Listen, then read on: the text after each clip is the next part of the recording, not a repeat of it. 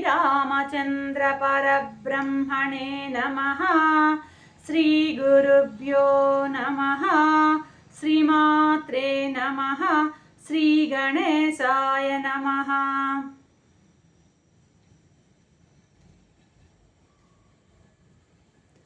ప్రియాత్మ బంధువులారా, యోగ వాసిష్టం నిర్వాణ ప్రకరణము 580వ భాగం.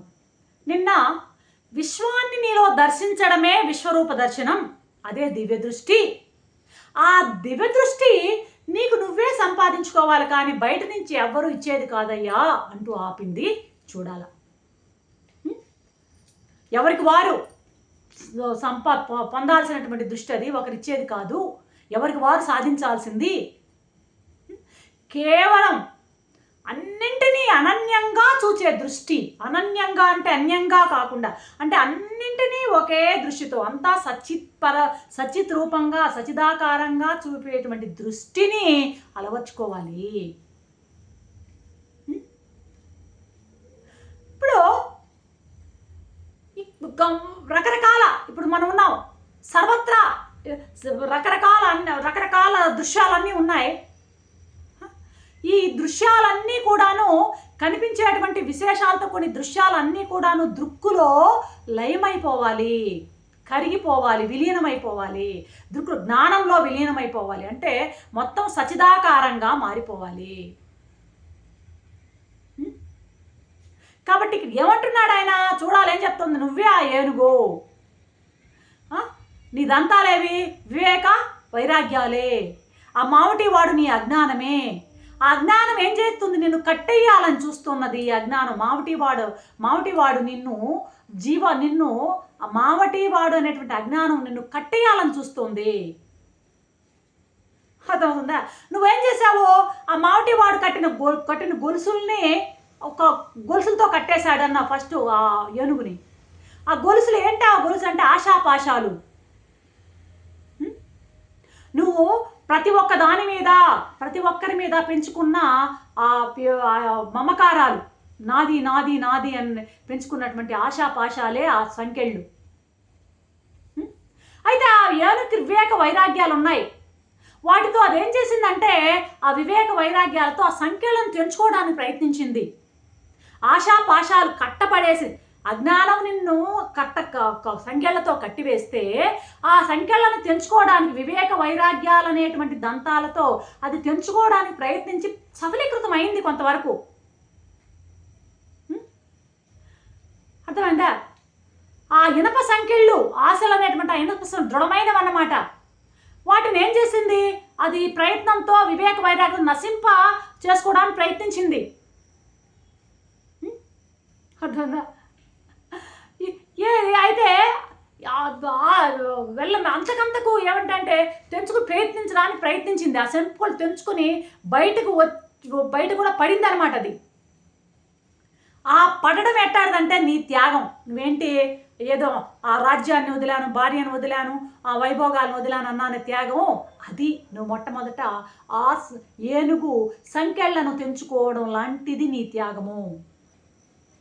అయితే నువ్వేమనుకున్నావంటే అన్నీ వదిలేశాను అనుకుంటున్నావే. అయితే కానీ మొత్తానికి బయటకైతే రాగలిగావు. ఈ రాజ్యము, పెళ్ళాం, బిడ్డలు అన్నీ వదిలేశాను అనేది నువ్వు బయటకు వచ్చానని భ్రమపడ్డావు. అయితే ఏం చేశాడు వీడు? ఆ మావటివాడు అజ్ఞానం అనే మావటివాడు తాడు చెట్టుకి మళ్ళీ దూకాడు. నీ మీద దూకడానికి ప్రయత్నించాడు. జీవుడి మీదకి మళ్ళీ దూకడానికి ప్రయత్నించాడు. అజ్ఞానం అనేటువంటి ఆ మావటీయుడు మళ్ళీ నిన్ను కంట్రోల్ చేయడానికి పరిగెత్తింది. కానీ కంట్రోల్ చేయలేక పడ్డాడు. వాడు గురి తప్పి పడ్డాడు. నువ్వు ఏం చేసావు? ఆ త్యాగం అనేది చేస్తూ వచ్చావు కాబట్టి అజ్ఞానం నేను పట్టుకోలేకపోయింది. ఏది ఆ పైవన్నీ త్యాగం చేసి వివేక వైరాగ్యాలతో చేసావు కాబట్టి అజ్ఞానం మళ్ళీ నీకు పట్టుకోవాలని చూసింది. కానీ నువ్వు త్యాగం చేస్తున్నావు కాబట్టి అది నీ మీద నేను పట్టుకోకుండా, నీ మీద పడకుండా కింద పడ్డది పక్కన.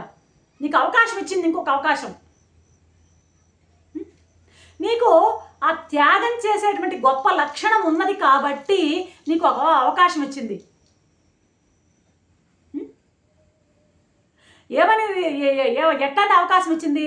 ఒరే నాన్న, నీకు త్యాగం చేసే లక్షణం ఉంది, నన్ను కూడా అజ్ఞానాన్ని కూడా త్యాగం చేయరా అని ఒక ఛాన్స్ ఇచ్చింది. అందువల్ల ఏంటంటే దానికి అవకాశం ఒకటి ఇచ్చింది నీకు. అయితే విరక్తుడైనటువంటి మానవుడు ఎప్పుడైతే భోగాలపై ఆశ వదిలి ఆశ వదులుతాడో అప్పుడు అజ్ఞానం పోతుందట. అలాగే ఇప్పుడు నీకున్నటువంటి ఆ త్యాగం అన్నావు కదా, ఆ త్యాగం వల్లనే నీకు ఆ సంఖ్యలు తెగాయి. ఆ అజ్ఞానం కూడా మళ్ళీ నీ మీద దాడి చేసినా కూడా నేను పట్టుకోలేకపోయింది. అప్పుడు కనుక నువ్వు వివేకవంతుడు అయినట్టు నువ్వేం చేసావో నువ్వు ఏం చేసి ఉండాలి? ఆ అజ్ఞానాన్ని పూర్తిగా పటాపంచలు చేసి ఉండాలి. నువ్వు కనుక దాన్ని ఒక్క తొక్కుంటే వాడిని ఆ వాడిని తొక్కి పారేసి ఉంటే ఆడికి అయిపోయిండేది. కానీ నువ్వు అక్కడ కొంచెం ఉదాసీనం ప్రకటించి ఏం చేసావు? వచ్చేసావు ఇటు, ఎక్కడికి? అరణ్యానికి వచ్చేసావు. అజ్ఞానం న్యాయంగా నీ దరిదాపులకు రాకూడదు. ఇప్పుడు నువ్వు కూడా అట్టా వచ్చేసావు రాజ్యాన్ని వదిలి. అజ్ఞానం నీ దరిదాపులు రాకూడదు. అయితే నువ్వు ఏమరి ఉన్నావు.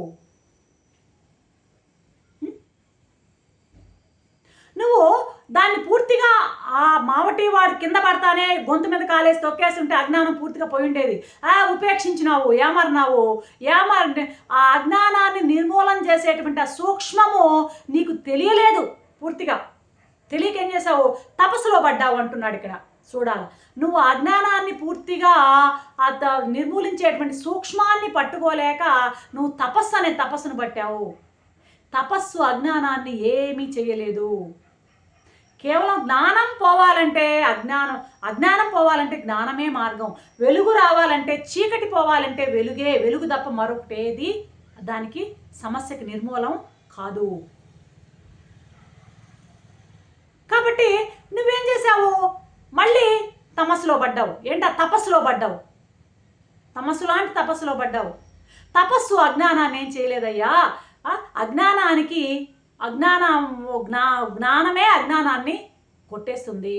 నీకు తెలియక నువ్వు తపస్సుని పట్టుకున్నావు. మోక్షాన్ని ఏదో తెచ్చుకోవాలనే ప్రయత్నంతో తపస్సుని పట్టుకున్నావు. మోక్షాన్ని సంపాదిస్తాం అనుకునేసరికి ఏమైంది? అజ్ఞానం మళ్ళీ నీకు అది ఇంతెంతాయి వటుడు ఎంతాయి. వాడు ఏం చేశాడు? ఆ మామటి వాడు అజ్ఞానం పెద్ద గొయ్యి తవ్వాడు. ఆ గోతులో పడిపోయావు. ఏంటా గొయ్యి అంటే? తపస్సు అనే గొయ్య. తపస్సు అనేటువంటి గొయ్యి తవ్వి నిన్ను దాంట్లో పడేసింది అజ్ఞానం. అర్థమైందా? ఆ మావటేడు ఆ ఏనుగును ఆ గోతులో పారేసినట్టు అజ్ఞానం అనే మావటేడు జీవుడనే నిన్ను తపస్సు అనే గోతులో పడేసింది.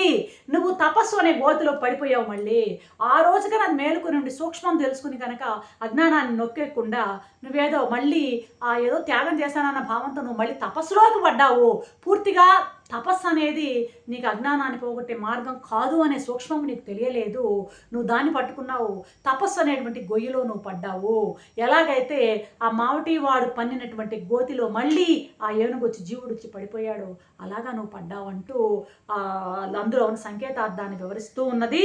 చూడాలా రేపటి ఎపిసోడ్లో ఏం చెప్తుందో చూద్దాం. అంతవరకు సెలవు. సర్వం శ్రీరామచంద్ర చరణారవింద అర్పణం. ఓం శాంతి.